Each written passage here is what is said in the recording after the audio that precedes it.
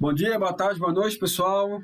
Estamos aqui mais uma vez com o EMA Podcast, o podcast do Laboratório de Estudos do Monitoramento Ambiental da Escola de Engenharia Civil Ambiental da Universidade Federal de Goiás. Hoje temos uma convidada aqui, a professora Kátia, mas antes disso, o professor Hugo, que é o nosso membro fixo da bancada aqui do podcast. Bom dia, professor Hugo, tudo bem? Bom dia, professor Wellington. Bom dia, boa tarde, boa noite para quem nos ouve. E bom dia, professora Kátia. Uma satisfação tê-la aqui conosco. Hoje a professora Kátia vai trazer aqui para a gente um assunto bem interessante, que é o uso, e aplicações das geotecnologias para a conservação da biodiversidade, conservação e gestão da biodiversidade. Professora Kátia, se apresente para nós aí, para quem não te conhece, qual a sua formação, o seu ramo de atuação. Bom dia, boa tarde, boa noite a todos os ouvintes. Obrigado, professor Wellington, professor Hugo, pelo convite de estar participando aqui do podcast. Então, fazendo uma rápida apresentação, eu sou bióloga, formada pela Universidade Federal de Santa Maria, tenho mestrado em Zoologia pela PUC de Minas Gerais e doutorado em Ciências Ambientais aqui pela UFG, pelo CIAMB. Atualmente eu trabalho com gestão ambiental, conservação da biodiversidade e também junto a povos e comunidades tradicionais, principalmente povos indígenas, com a questão de etnobiologia e conservação também. Bem interessante, então a gente percebe que o papo vai render muito aqui.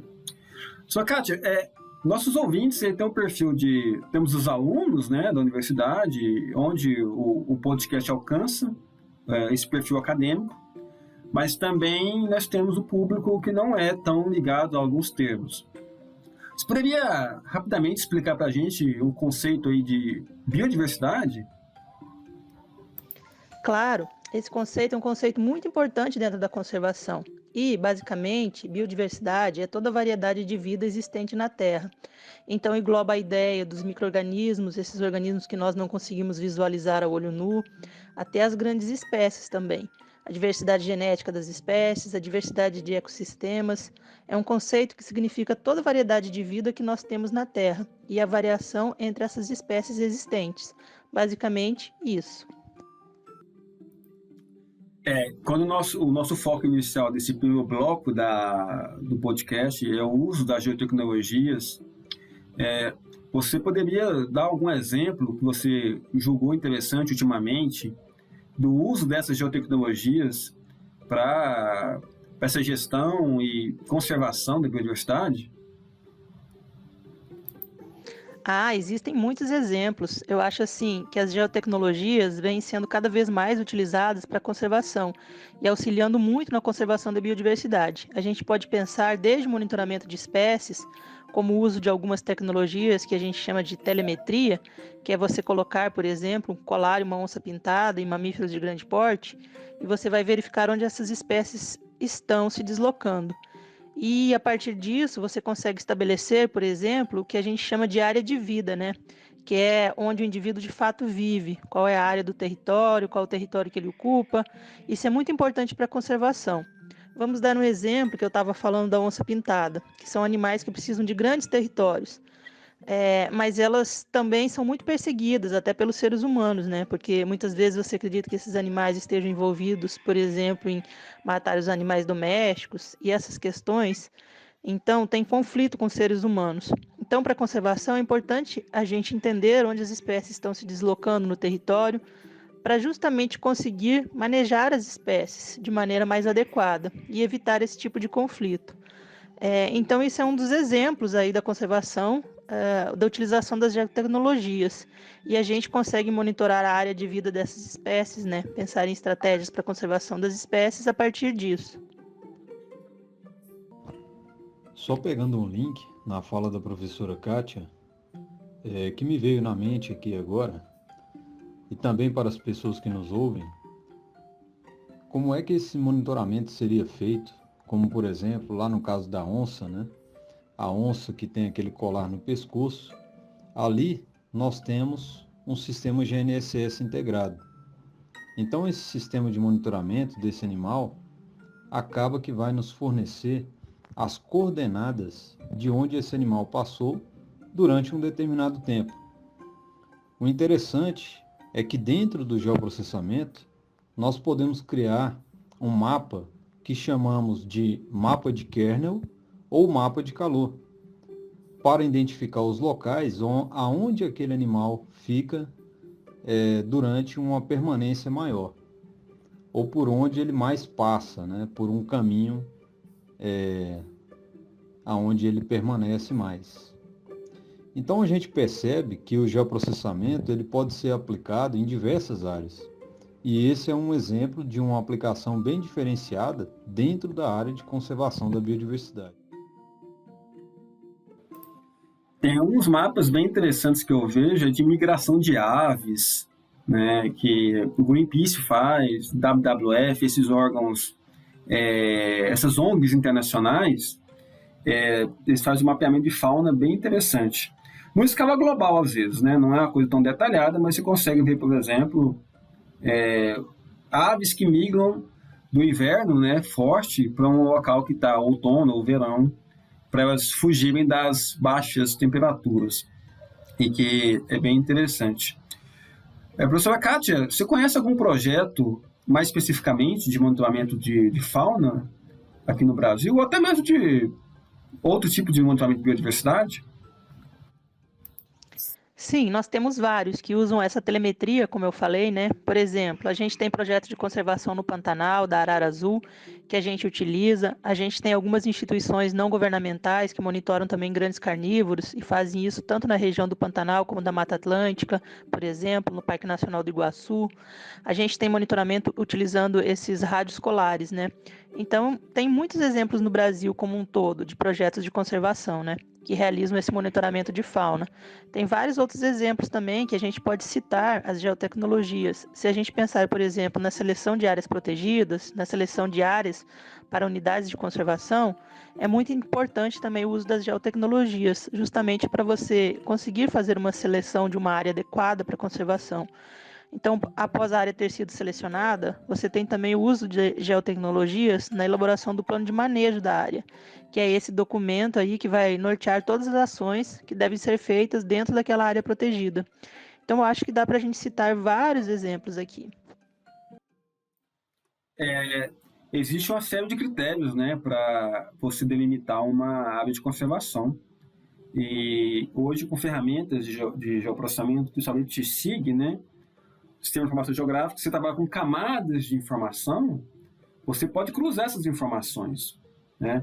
Você pode pegar, por exemplo, o mapa de uso e cobertura do solo dessa região, para compreender previamente o grau de preservação ou de supressão daquele local, daquela vegetação nativa, entender o potencial de recuperação da área degradada e como seria a localização ideal para essas áreas.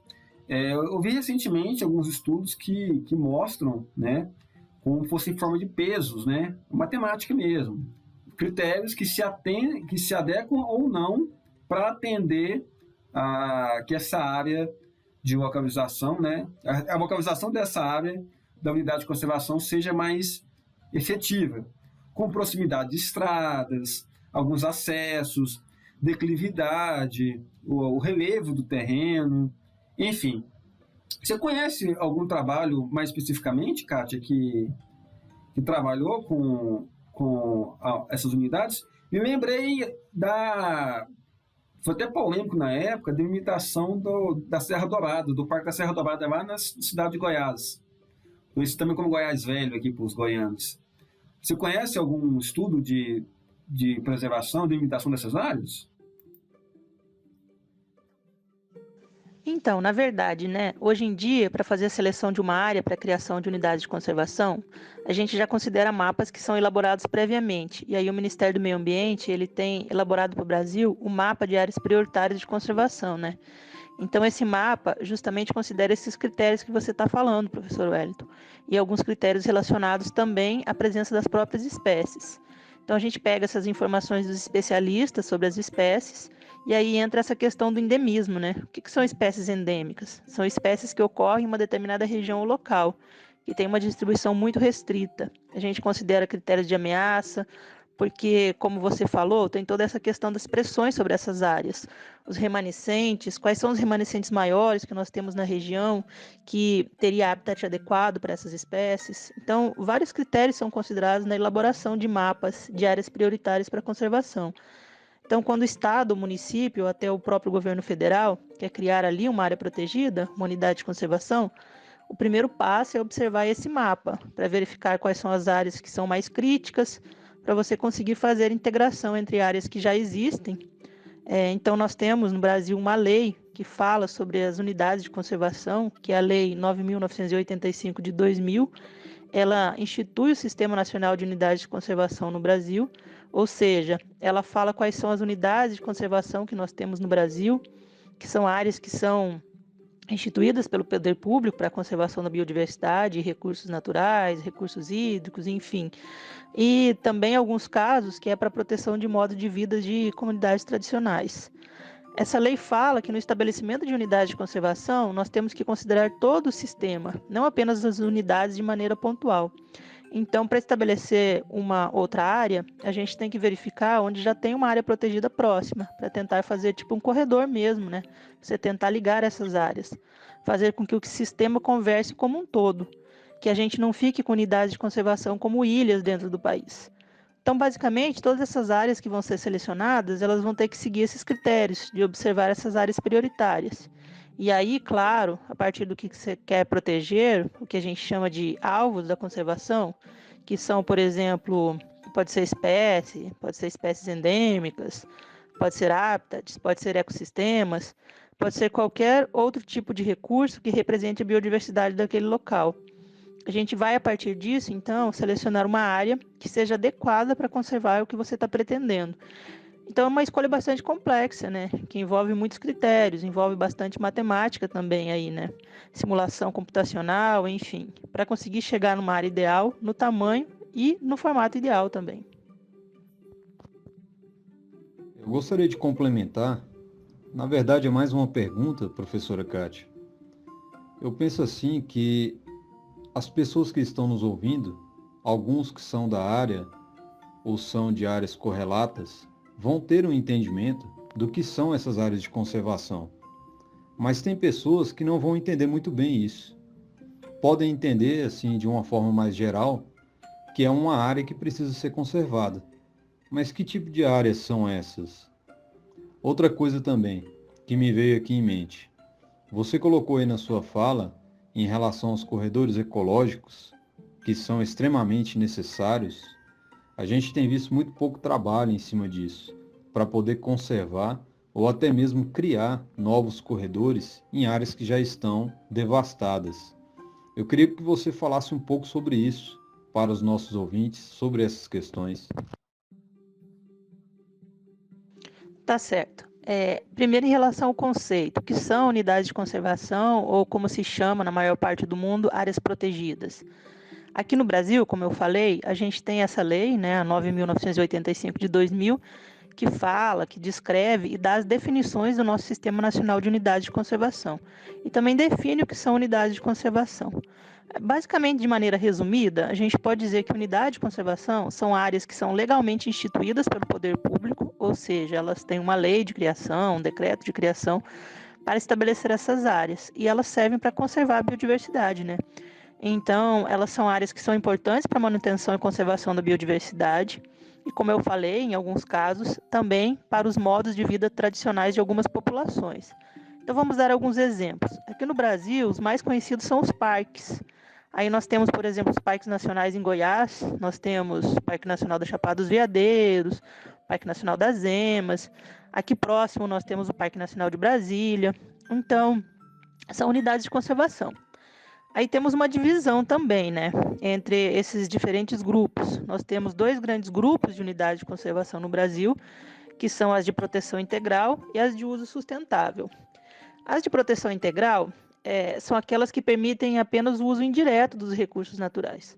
Ou seja, você não pode entrar no Parque Nacional e coletar alguma coisa de lá, tirar alguma coisa de lá, extrair um recurso, por exemplo, madeira, flores, plantas, animais. Não pode. Isso é proibido. E os de uso sustentável, eles permitem que se explore de maneira sustentável alguns recursos da biodiversidade. E aí, a gente tem, por exemplo, de uso sustentável, por exemplo, as áreas de proteção ambiental, as APAs, reservas extrativistas, as reservas de desenvolvimento sustentável. Então, você tem essas duas divisões de categorias de unidade de conservação no Brasil, dividido em dois grandes grupos. No mundo, de uma maneira geral, se usa um termo mais genérico, que são áreas protegidas. E aí, essas áreas protegidas englobam não só esse tipo de área que eu estou falando, que tem uma legislação específica e que tem diferentes variações de uso, elas envolvem também outras áreas que são importantes para a conservação, como, por exemplo, as terras indígenas, as áreas de comunidades tradicionais, como os ribeirinhos, quilombolas, enfim. Existe também essa diferenciação aí. E porque a gente chama de unidade de conservação no Brasil e o que se chama, por exemplo, de área protegida em outra parte do mundo. Em relação aos corredores ecológicos, professor Hugo, de fato, o Sistema Nacional de Unidade de Conservação, como eu falei, a ideia é que ele, de fato, funcione como um sistema. Então, na criação de outra unidade, a gente deveria pensar esse sistema como um todo e pensar justamente no estabelecimento dessas áreas, de forma que a gente conseguisse formar esses corredores entre uma área protegida e outra. A gente tem alguns exemplos no Brasil bem interessantes de projetos de conservação. Um deles é o do Mico-Leão Dourado, no Rio de Janeiro, que eles fizeram um trabalho muito grande com a população do entorno de uma dessas áreas de unidade de conservação, para que os proprietários rurais conseguissem estabelecer esses corredores nas suas propriedades, para poder ligar esses remanescentes das propriedades rurais até essa unidade de conservação. Então, esse é um exemplo muito interessante que a gente tem no Brasil de projetos de conservação de uma espécie, que é do mico-leão dourado, que na verdade não conserva só aquela espécie, porque quando você melhora o habitat ali, você está ajudando várias outras espécies, né? E também é importante dizer não só as espécies, ajudando a nós, seres humanos também, porque é muito importante a gente considerar os serviços, e a gente pode falar um pouquinho disso também, os serviços dos ecossistemas, que nos são fornecidos por essas áreas. Mas esse é um projeto muito interessante que eles fizeram, todo um programa, né, integrando com a comunidade do entorno, dentro daquela área onde a reserva biológica tinha essas populações remanescentes de mico-leão dourado, e conseguiram estabelecer esses corredores nas propriedades privadas, para ligar com essas áreas protegidas e fazer com que essas espécies consigam acessar diferentes áreas. Mas a gente tem muito para trabalhar ainda nessas questões dos corredores, com certeza. Eu vi alguns estudos que falam sobre a quantidade de corredores ecológicos nos países desenvolvidos, e o Brasil realmente ele tem um déficit, assim, é um longo caminho a ser percorrido. Eu vi um mapa que mostra a quantidade de corredores ecológicos no Canadá, nos Estados Unidos, né, na Europa, e realmente nós estamos deixando um pouco a desejar nesse sentido. Mas é interessante ver o potencial, né, que se tem essas ferramentas quando você usa esses critérios para fazer essas análises, né? Você pega o ponto com maior localização, quantidade desses animais, dessa fauna, e consegue fazer o estudo em função da característica da espécie, o tanto que ela costuma se locomover de um ponto A para o ponto B, para que você possa fazer esses corredores. É uma série de critérios bem interessantes que são abordados nesses estudos. Professora Kátia, no início da nossa apresentação, você falou sobre a questão de você trabalhar com as comunidades indígenas. Conte para a gente um pouco como é que funciona esse trabalho seu, essa linha de pesquisa. Então, eu sou professora colaboradora da Licenciatura Intercultural Indígena da UFG, uma licenciatura voltada unicamente, exclusivamente voltada para a formação de professores indígenas, né? A maioria deles já é professor nas suas comunidades, dentro das suas terras indígenas, nas aldeias, e eles vêm fazer a sua formação superior para justamente complementar a formação, para dar aula para ensino médio também. Muitos deles, inclusive, continuam a formação. Nós temos alunos que já se formaram, que já são mestres, que já estão no doutorado. Então, eles continuam essa formação depois de terminar a graduação. E a gente trabalha muito com eles. Eu sou da área de Ciências da Natureza, dentro do curso. A gente trabalha muito com eles essa questão mesmo da conservação dos recursos naturais, discutindo a gestão desses recursos nas suas terras e também discutindo a questão do mapeamento participativo, o etnomapeamento dessas comunidades. E isso, inclusive, é uma das outras aplicações que a gente pode falar, né, das geotecnologias, que hoje vem sendo bastante pensado para essas comunidades tradicionais. As comunidades e os povos de comunidades tradicionais sofrem muitas pressões em relação aos seus territórios. A gente sabe ver isso constantemente. Muitos desses territórios não são sequer demarcados. E mesmo os que são demarcados, sofrem pressões externas, pressões de madeireiras, de mineração, enfim. Todas essas pressões que sabemos que existem, que geram conflitos junto com esses povos tradicionais. Então, quando você faz um mapeamento do seu território, você tem uma possibilidade de realizar uma gestão mais adequada daquele território. Inclusive identificando as necessidades dessas áreas de potenciais conflitos com o entorno. Então, é nesse sentido, a gente tenta trabalhar muito com eles essa questão aí de identificação dessas áreas importantes dentro do território, realizando esses etnomapeamentos e também falando da importância do manejo adequado dos recursos, para que esses recursos não faltem no futuro dentro das comunidades. Muito interessante, professora Kátia, o que você colocou aí. E só para fazer um complemento da sua fala, para o pessoal que nos ouve, da importância desse mapeamento colaborativo, uma coisa é uma pessoa, um operador de um SIG, de um sistema GNSS, chegar até uma comunidade extremamente complexa dentro da floresta amazônica e tentar fazer o mapeamento de uma região. Outra coisa é o mapeamento ocorrer dentro daquela comunidade indígena, porque o pessoal ali conhece aquela região, eles sabem os problemas, eles irão trazer aquela visão interna da comunidade e posteriormente aqueles dados, aquelas informações vão se transformar em uma publicação onde nós podemos trabalhar esses dados e ali ter uma informação com maior qualidade, com maior detalhamento, a um nível bem certeiro. Coisa que seria mais complicado de acontecer com alguém que viria de fora e não saberia dos problemas dentro da comunidade. Então, esse mapeamento colaborativo, ele é muito interessante e ele traz muitas possibilidades no âmbito dos SIGs para que essa gestão dessas áreas ocorram da melhor maneira. E tem muitas coisas interessantes, como o professor Hugo está falando, que são coisas muito específicas de determinada comunidade, né? Então, muitas vezes, uma pessoa que é de fora não sabe, por exemplo, quais são as áreas propícias para caça, que eles conhecem. E aí são áreas que tem que ter um nível de conservação maior, para você poder ter as espécies presentes ali e poder realizar atividades. Áreas de roça, quais são as áreas propícias para o desenvolvimento de roças? Quais são as áreas propícias, por exemplo, para que alguns casos em que as casas são cobertas por sapê, que a gente tem sapezais? Quais são as áreas que têm sapezais de maneira natural? Quais são as áreas que têm determinados tipos de espécies de plantas medicinais que são importantes para a comunidade? Então, são informações que eles conhecem, que eles trazem, porque eles conhecem bem o território. E aí, conseguir espacializar isso, colocar no mapa, é muito importante para essa gestão mais adequada desses territórios. E é bem interessante que vocês dois estão colocando aí, é o uso da tecnologia de maneira tão simples, né? Porque essa comunidade indígena não precisa comprar receptor GPS para fazer esse trabalho. Eles utilizam os smartphones deles. Da mesma maneira que nós temos nossos smartphones aqui, nosso celular, que permite que você envie a localização para uma pessoa, eles fazem o mesmo lá, né? Então, a massificação da tecnologia, com a tecnologia como conhecemos hoje, facilita esse tipo de trabalho. Porque, logicamente, vai ter pontos mais remotos, onde você não tem nem sinal de celular. Mas hoje essas aldeias, né, elas já contam com uma infraestrutura mínima, né, que permite, às vezes, até conseguir uma boa captação de sinal 3G, 4G, dependendo da operadora. E eles conseguem, então, fazer o uso desses smartphones para poder fazer essas análises também interessantes.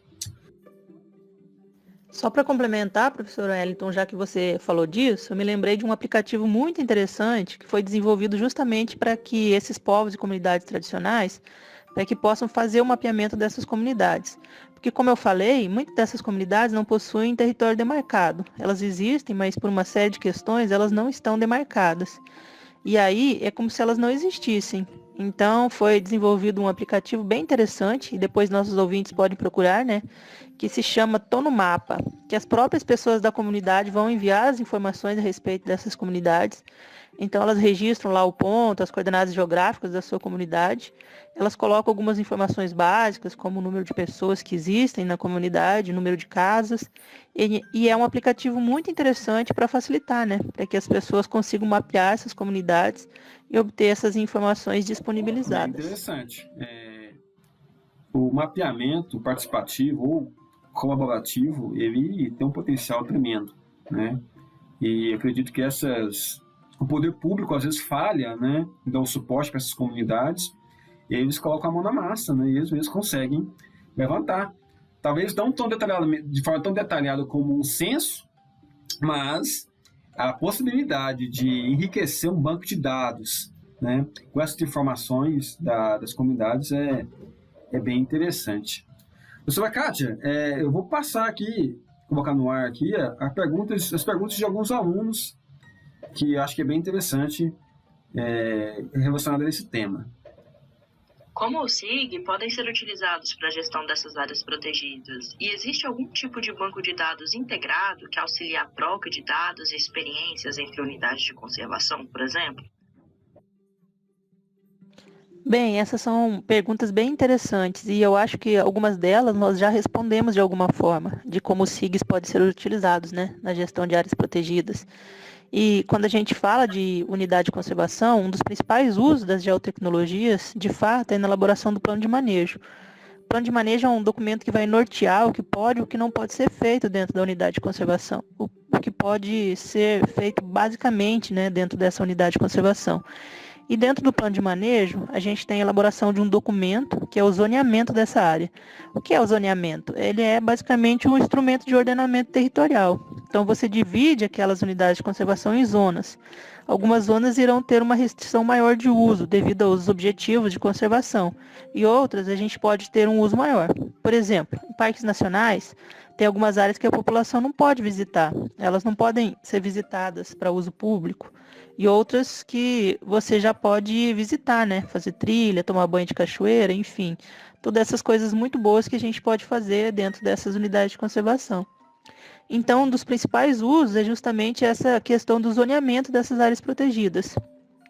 E se existe algum banco de dados, a gente tem uma iniciativa do Ministério do Meio Ambiente, que é o Cadastro Nacional de Unidades de Conservação, que tem as informações sobre as unidades de conservação do Brasil.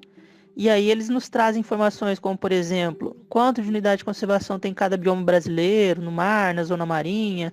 E nós temos também algumas iniciativas de instituições não governamentais. Tem uma instituição chamada Instituto Socioambiental, por exemplo, que eles têm também um site que fala sobre as unidades de conservação no Brasil. Então lá também tem várias informações sobre as unidades de conservação, inclusive com os limites das áreas, quando que elas foram criadas, enfim, várias informações sobre essas áreas. São basicamente esses que eu me recordo, os sites que temos informações sobre as unidades de conservação no Brasil. Só complementar a fala de vocês, que me veio aqui agora na cabeça, um exemplo de um outro banco de dados que tem diversas informações a respeito de áreas de conservação, apps e tudo mais. O site é FBDS, é a Fundação Brasileira para o Desenvolvimento Sustentável. Nesse site tem um arcabouço de áreas, né, e de dados referente a essa temática para todos os estados brasileiros. É um site interessante e quem tiver interesse em fazer uma visita, né, vocês vão encontrar muitas informações lá. Sim, sim. O Biomas ele fornece algumas informações, não tão detalhadas, mas fornecem sim. Vamos colocar aqui uma segunda pergunta. Como os sistemas de informações geográficas podem ser usados na conservação da biodiversidade? O próprio Map Biomas também tem informações a respeito de algumas unidades de conservação, terras indígenas também, comunidades quilombola, mas de fato que possui informações a respeito de quando foram criados, objetivos, que já são mais restritos aos sites que eu falei e que o professor Hugo falou também. Ok, nós temos uma última pergunta. Vou colocar aqui para a gente poder ouvir. Gostaria de saber se algumas análises feitas por SIG e principalmente relacionadas a desmatamento, que a gente tem mais acesso, são consideradas no momento de criação dessas unidades de conservação. Então, existem diversas possibilidades de a gente utilizar os sistemas de informações geográficas na conservação da biodiversidade. E eu acho que nós já citamos alguns também. Mas, por exemplo, a gente pode também utilizar para a elaboração de plano de manejo para espécies ameaçadas, para determinar as espécies que estejam ameaçadas, e aí você consegue, a partir de informações dessas espécies, como a gente já falou da questão da área de vida, que são coletados com outras metodologias, para conseguir pensar em manejos mais adequados dessas espécies. Se vai ser necessário, por exemplo, criar uma unidade de conservação de proteção específica daquela espécie ameaçada. Nós temos também a possibilidade de utilizar essas geotecnologias nos processos de restauração da vegetação nativa. A gente sabe que nós temos uma problemática muito grande em relação à perda de habitat e de ecossistemas. E a gente precisa restaurar esses ecossistemas para também conseguir restaurar essa biodiversidade faunística presente nesses ecossistemas. Então, não é à toa que a ONU definiu essa década como sendo a década da restauração, para que a gente, de fato, restaurar esses ecossistemas. E aí tem um exemplo bem interessante de um projeto que é desenvolvido na Mata Atlântica, que é o Pacto pela Restauração da Mata Atlântica, que envolve várias instituições públicas quanto privadas, instituições não governamentais, numa iniciativa de tentar restaurar a Mata Atlântica presente aí dentro desse bioma. São 17 áreas onde nós temos a presença do bioma, 17 estados, e aí até o momento o que eles elaboraram inicialmente foi um mapa prioritário para conservação e restauração desse bioma. Então tem diversas aplicações que a gente poderia falar, mas eu acho que esse uso na restauração também dos ecossistemas, que vai promover a conservação da biodiversidade, é um uso bastante interessante aí das geotecnologias. A gente vê um potencial muito grande, né, do uso, né, dessas ferramentas e para a criação dessas unidades de conservação. Professor Hugo, você tem algum comentário aí adicional? Acho que já pode caminhar aqui para o final, porque esse assunto renderia horas e horas de discussão. Mas nós temos um tempo aqui a cumprir. Com certeza. É um assunto muito interessante, tem diversos desdobramentos, e se pensarmos nas possibilidades existentes de aplicações de geotecnologia, sensoriamento remoto, SIG, análises espaciais, são muitas coisas que estão envolvidas. Só lembrar que nós temos também tecnologias que estão trabalhando a favor de conservar o que está sendo bastante devastado e destruído.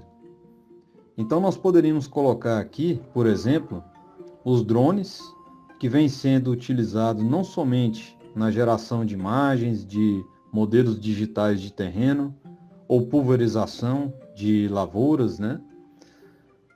Mas eles também vêm sendo utilizados como ferramentas de reflorestamento, né? Espalhando sementes, por exemplo, e criando as florestas, né? E agilizando esse processo do plantio. Então a gente percebe que toda a ciência que existe por trás do geoprocessamento também está sendo aplicada para a conservação e gestão dessas áreas e o cuidado com essa biodiversidade.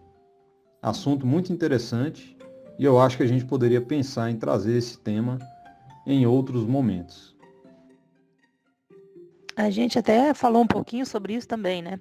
Eu acho que é importante a gente reforçar, sim, quando você vai estabelecer ou selecionar uma área de uma unidade de conservação, vários critérios são levados em consideração. Um desses critérios, é claro, é a configuração da paisagem, como essa paisagem se encontra, que tipo de fragmentos nós temos, quais os tamanhos desses fragmentos, qual a proximidade de determinados fragmentos, por exemplo. Os critérios que são importantes para que a gente consiga estabelecer uma área protegida e que ela de fato atinja a conservação daquelas espécies e ecossistemas que nós pretendemos conservar. Então é feita uma análise, inclusive, de como está o status desses fragmentos nessa região onde se pretende estabelecer as áreas protegidas. Sim, a gente poderia pensar em várias vertentes, né? Nós nem falamos dos biomas. Se for falar da questão do monitoramento dos biomas, seria assunto para mais de horas aí também, né? Mas hoje acho que está bem delimitado o tema. Professora Kátia, agradecemos a sua participação. Quer fazer alguma consideração final aí a respeito do tema ou de outros?